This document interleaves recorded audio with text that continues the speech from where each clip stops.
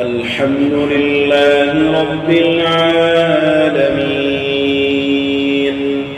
الرحمن الرحيم مالك يوم الدين إياك نعبد وإياك نستعين اهدنا الصراط المستقيم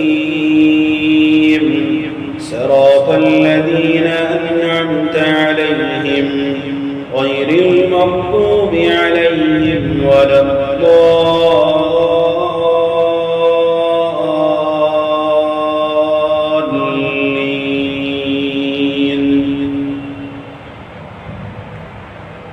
وقال الذين كفروا لا تسمعوا لهذا القرآن والغوا فيه لعلكم تغلبون فلنذيقن الذين كفروا عذابا شديدا ولنجزينهم أسوأ الذي كانوا يعملون ذلك جزاء أعداء الله النار لهم فيها دار الخلد جزاء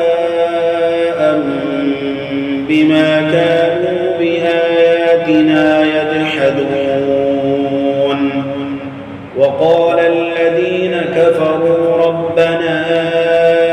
أرنا الذين أضلانا من الجن والإنس نجعلهما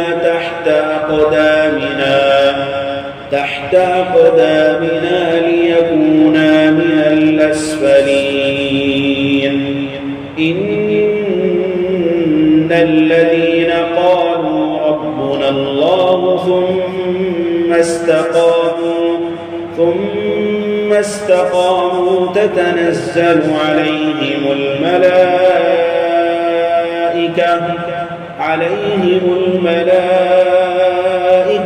ألا تخافوا ولا تحزنوا وأبشروا بالجنة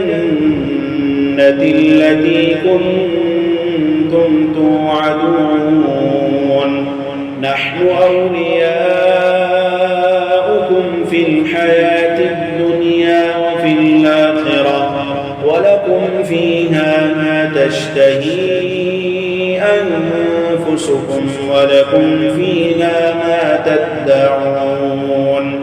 نزلا من غفور